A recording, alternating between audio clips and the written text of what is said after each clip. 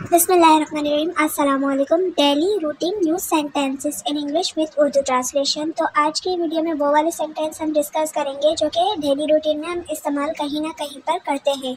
तो hello, hi, thank you, शुक्रिया, thank you very much, बहुत बहुत शुक्रिया, यू आर वेलकम, आपका खैर मकदम है, यस, नो, जी हाँ, नहीं, प्लीज़, बराए मेहरबानी, एक्सक्यूज़ मी, सॉरी, माफ़ कीजिएगा, माजरत, डोंट वरी, फिक्र ना करो, सुबह बखेर, गुड मॉर्निंग, सुबह बखेर, गुड आफ्टरनून, सुबह बखेर। ठीक है, गुड आफ्टरनून दिन के 12 बजे के बाद होता है, तो इसलिए आवाज़ को इग्नोर कीजिएगा थोड़ा सा ही है।